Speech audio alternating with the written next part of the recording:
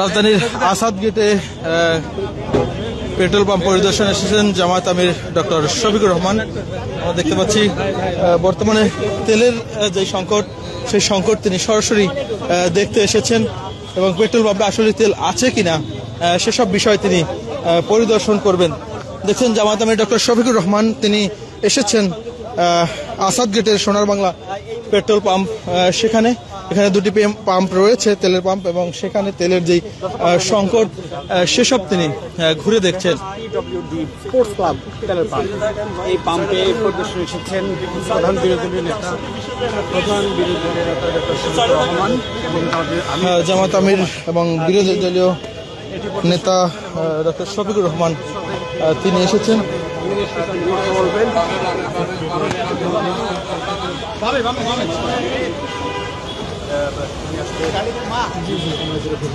কতক্ষণ পরে এখানে মিডিয়ার গাড়ি? হ্যাঁ, ও মিডিয়ার গাড়ি, তাই তো তোমারটা হিসাবে নাই। দেখতে পাচ্ছেন জামাত আমির এই মুহূর্তে তেলের যে পাম্প, সেই পাম্প পরিদর্শন করছেন।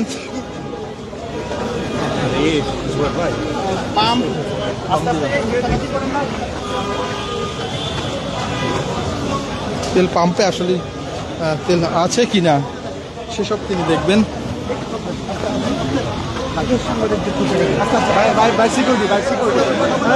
কিসের সিকিউরিটি, কিসের সিকিউরিটি?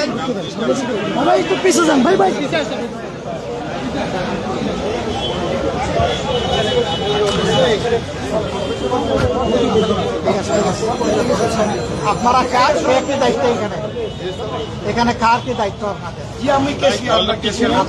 সবাই তিনজন কেসে আছে। ও সংসদ ভবনের ড্রাইভার। তুমি কি অবস্থা আপনাদের একটু বলেন তো। আমাদের তো অবস্থায় যে তেল আসেনি, তেল আসে না, প্রয়োজন 3 গাড়ি পাই আমরা, মনে করেন 1 গাড়ি। কিন্তু সরকার তো এটা বলে না। সরকার বলে যে তেলের সরবরাহ স্বাভাবিক আর মজুদ আগের চেয়ে ভালো। কথা বলা হচ্ছে যে আগের থেকে এখন তেল বেশি বিক্রি হচ্ছে। আচ্ছা, আগে আপনারা যে পরিমাণ তেল পেতেন এখন কি সেই পরিমাণ 24 ঘন্টায় পান? এক গাড়ি করে পয়সা। আগে কয় গাড়ি পাইতেন? আগে 3 গাড়ি পাইতেন, এখন 1 গাড়ি পান। 1 গাড়িতে তো আপনারা সামাল দিয়ে উঠতে পারবেন না, এই জন্য লোকরা ঘন্টার পর ঘন্টা দাঁড়ায় আছে। কিন্তু সরকার যেটা বলতেছে, আমাদের জ্বালানি মন্ত্রী যে বিবৃতিটা দিয়েছেন, তিনি বলেছেন যে আগের চাইতে বেশি তেল বিক্রি হচ্ছে পাম্পগুলোতে। তা আপনারা যদি আগের চাইতে 3 ভাগের 1 ভাগ পান, তাহলে বাকি বিক্রি করেন করতে, তাহলে এই কথাটা সত্য না? তাহলে ওই কথাটা সত্য না? শুনছেন আপনারাও, আমরা শুধু শুনি না, এটা তো এখন লাইভ হয়, সারা দুনিয়া শুনে। বাস্তবতা আর ওনাদের কথা এক না, এই তো। আচ্ছা, আপনারা কি বেশি দামে একটু কায়দা করে তেল মাঝে মাঝে বিক্রি করেন? আপনারা করেন না, এবং সেটা একদম ফ্রন্ট ডোরে, ব্যাক ডোরে কিছু নাই। 120 টাকা অপশন বেচে আর 100 টাকা ডিজেল, এটা মিটারে দেওয়া আছে সব। আগে আপনারা টোটালি কত ব্যারেল পাইতেন? আমরা ধরেন যে 3 গাড়ি যদি হয়, পরিমাণ হচ্ছে 40,500 লিটার। আচ্ছা, 40,500 লিটার। আর এখন পাচ্ছেন 13.5, 13.5। অনেক সময় 18 দেয়, আমার কোনো সময় 26 হলে 22 দেয়।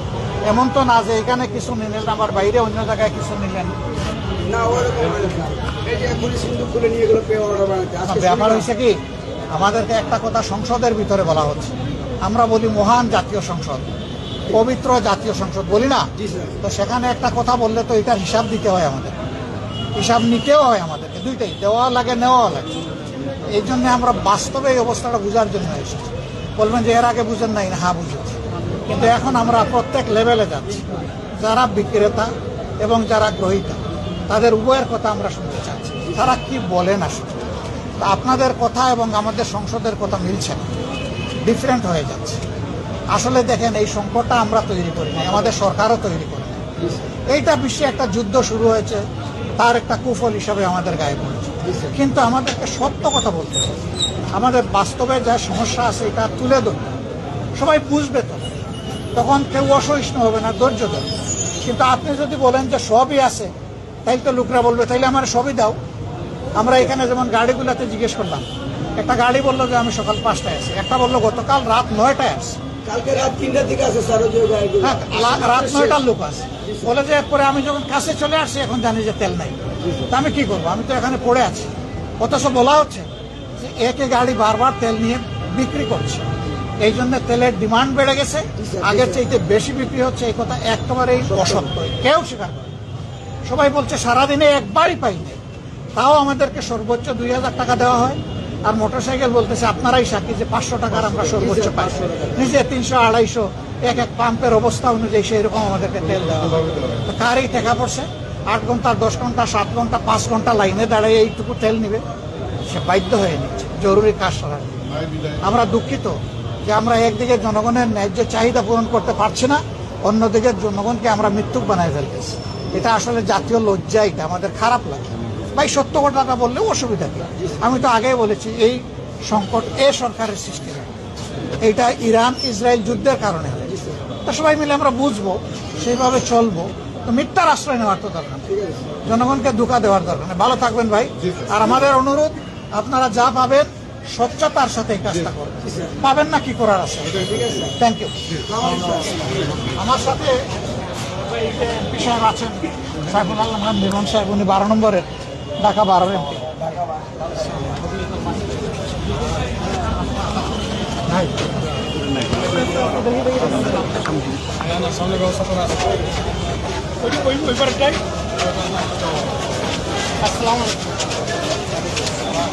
দেখতে পাচ্ছেন পেট্রোল পাম্পে তিনি ঘুরে দেখেছেন এবং সেখানে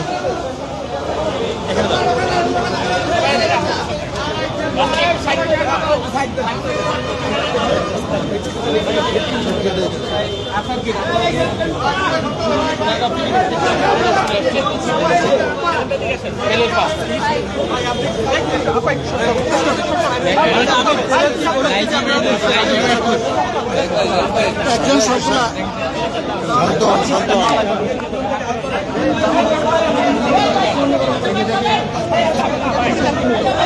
একটু যাবেন না ভাই,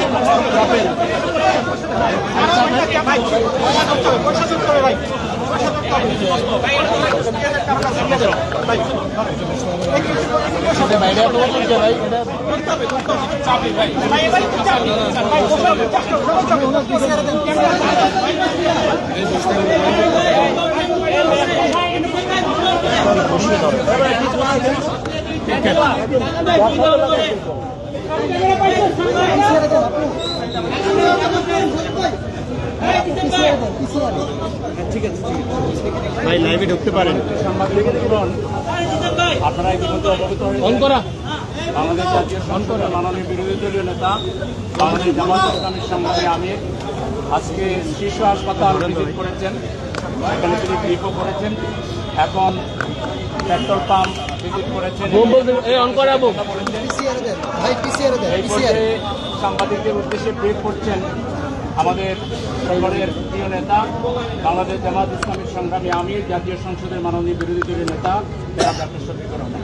আসসালামু আলাইকুম রহমতুল্লাহ। সাংবাদিক বন্ধুগণ, আপনারা দেখতে পাচ্ছেন আমার সাথে এখানে আছে বাংলাদেশ জামাতে ইসলামের কেন্দ্রীয় নির্বাহী পরিষদ সদস্য এবং ঢাকা 12 আসনের সম্মানিত সংসদ সদস্য জনাব সাইফুল আলম খান মিলন। আমার পাশে আছেন নির্বাহী পরিষদের আরেকজন সম্মানিত সদস্য, এই আসন থেকে যিনি আমাদের ক্যান্ডিডেট ছিলেন, পরে আমরা নির্বাচনের অক্ষের কারণে এটা ছেড়ে দিয়েছিলাম, জনাব মোবারক হুসাইন। এইদিকে আছেন ঢাকা মহানগরী উত্তরের সম্মানিত আমির নির্বাহী পরিষদ সদস্য জনাব মোহাম্মদ সেলিমউদ্দিন, এইদিকে ঢাকা উত্তরের সেক্রেটারি নির্বাহী পরিষদ সদস্য জনাব ডক্টর রেজাউল করিম, আরও নেতৃবৃন্দ এখানে আছেন। তা আপনারা কেমন আছেন সবাই? আলহামদুলিল্লাহ। আমরা আজকে বের হয়েছি মূলত জনদুর্ভোগ আছে কিনা বাংলাদেশে এটা বুঝার জন্য। আমরা প্রথমে গিয়েছিলাম হেলথ সেক্টরের একটা গুরুত্বপূর্ণ প্রতিষ্ঠান শিশু হাসপাতাল দেখতে।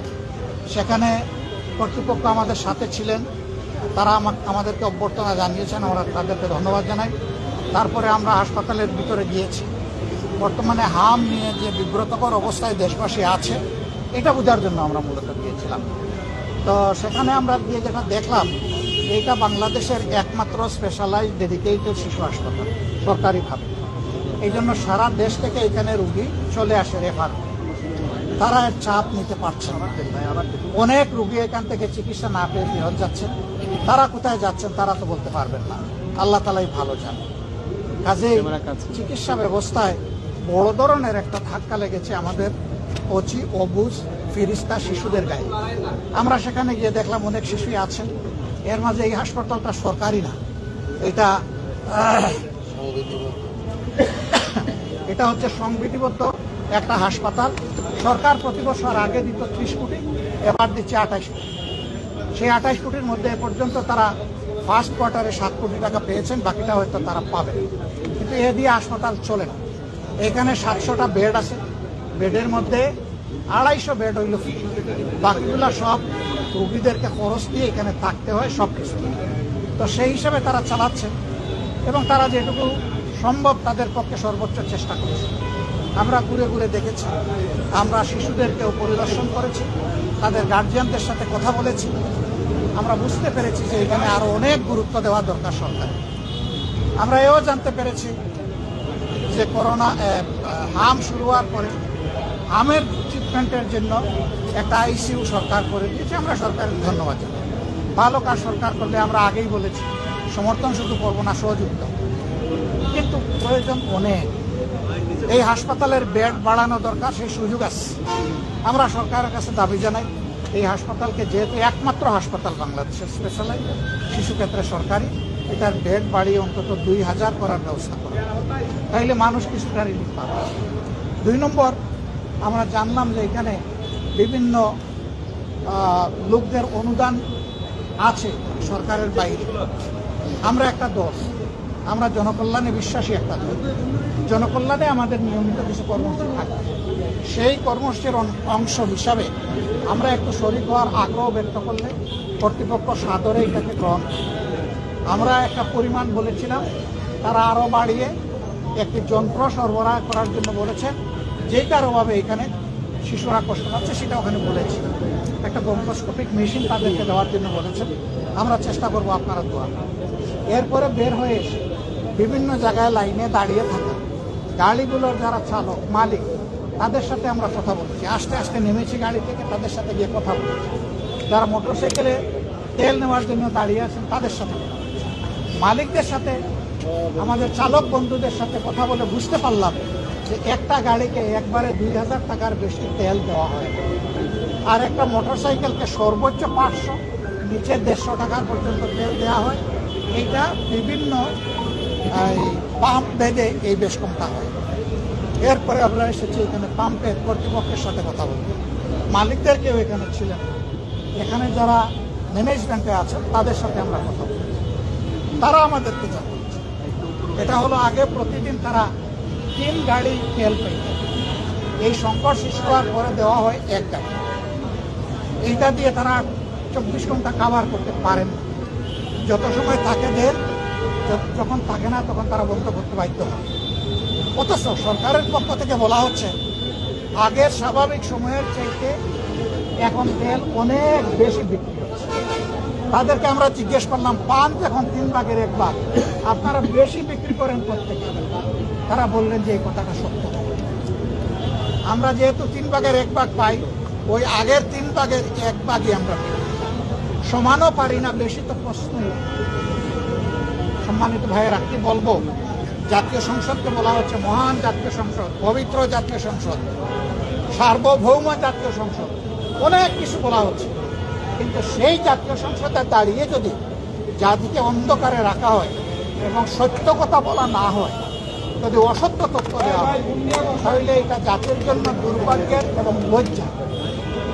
আমরা দুঃখ প্রকাশ করছি যারা এই তেল নিতে গিয়ে ঘন্টার পর ঘন্টা কষ্ট করছেন, রোদে পুড়ে এবং বৃষ্টিতে ভিজে। আমরা যদি পারতাম তাদের দুঃখ দূর করার মতো কিছু আমাদের হাতে থাকতো, আমরা সেটা করতাম। আমরা এখন যেটা পারবো, আপনাদের হয়ে এখন কথা বলবো যে আমরা গিয়েছি, হাওয়ায় বসে কথা বলছি না, এসিতে বসে কথা বলছি না। আমরা ওখানে গিয়েছি গরমের মধ্যে, অল্প সময় হলেও আমরা তাদের সাথে থেকেছি, কথা বলেছি, বুঝেছি। এই চিত্র এখন সংসদে আমরা নিয়ে এসেছি। আমরা এটা বিশ্বাস করি এবং স্বীকার করি, এই সংকটটা এই সরকারের তৈরি না। এই সংকট তৈরি হয়েছে বিশ্বের যুদ্ধে লাগার কারণে। তাহলে এখানে লুকোচুরির কি আছে? আমরা খোলামেলা সত্য কথাটা বলি, সবাই মিলে তার সমাধানের পথ খুঁজে বের করি।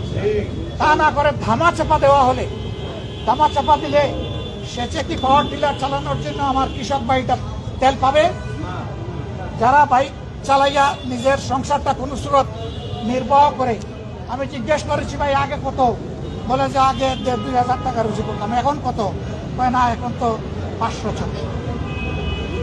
অথচ দ্রব্যের মূল্য বেড়ে গেছে দুইটা কারণে।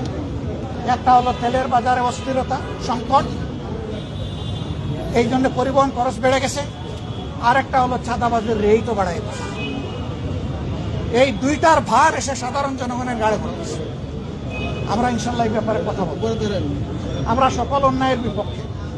আমরা বলতে কারা? আপনাদেরকে বাদ দিয়ে নয়, এই সবাই মিলিয়ে আমরা। আপনারা আমাদেরকে সংসদে পাঠিয়েছেন ভোট দিয়ে, আশা করেছিলেন আমরা সরকার গঠন করব। আল্লাহর ইচ্ছেটা হয় নাই, এই নিয়ে কোনো আফসোস নাই। আমরা সরকার গঠন করলাম কি করলাম না, এটা আমাদের কাছে বড় ব্যাপার নয়। আমাদের কাছে বড় ব্যাপার আমরা জনগণের জন্য কথা বলতে পারলাম কিনা, কাজ করতে পারলাম।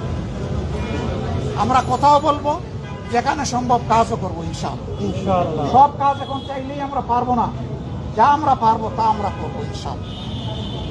একদিকে এই অবস্থা, অন্যদিকে আইন শৃঙ্খলার মারাত্মক অবস্থা। আপনারা দেখেছেন আজকে 3 দিন হয়ে গেছে, আর 4 দিন হবে, গাজীপুরের মাওনায় একজন ইমাম সাহেবের মেয়েকে দিনে দুপুরে তার সামনে থেকে ঘরের দরজা ভেঙে মেয়েটাকে কিডন্যাপ করে নিয়েছে কিছু দুর্বৃত্ত। আমরা খবর পেয়েছি তারা রাজনৈতিক পৃষ্ঠপোষকতায় এই দুর্বৃত্তপনা করেছে। বাবা বলতেছে আমার মেয়েটা যদি দুনিয়া থেকে চলে যেত এত কষ্ট আমার লাগতো না। এখন আমার মেয়েটা কোথায় আছে আমি তো জানি না। আমি সেই দুর্ভাগা বাবা যার চোখের সামনে থেকে আমার কলিজার টুকরাকে কেড়ে নিল। আমি চেয়ে চেয়ে শুধু চোখের জল পানি ফেললাম, আমি আর কিছু করতে পারলাম না। ও বাবা, জাতি হিসাবে আমরা তোমার কাছে লজ্জিত, তুমি আমাদেরকে ক্ষমা করো। সরকারকে বলবো প্রধানমন্ত্রীর হস্তক্ষেপে সচিবালয়ের একজন কর্মকর্তা কর্মচারীর এক ছেলেকে এরকম অপহরণ করা হয়েছিল। ওনার হস্তক্ষেপে 24 ঘন্টার মধ্যে মা বাপ তাকে ফিরে পেয়েছিল। আমি বলবো আপনার প্রশাসন ব্যর্থ হয়েছে, এখন আপনি হস্তক্ষেপ করে এই নিরীহ নিষ্পাপ মেয়েটাকে তার বাবা এবং মায়ের বুকে ফিরে এবং আপনারও একটা মেয়ে আছে, অন্তত আপনার মেয়েটার মুখের দিকে তাকাই ওই মেয়েটাকে তার মা বাপের কাছে, আর যাতে কোনো দুর্বৃত্ত বাংলাদেশে এটা করতে না পারে। এই জন্য ওই দুর্বৃত্তদেরকে আইনের আওতায় এনে কঠোর শাস্তি দেয়।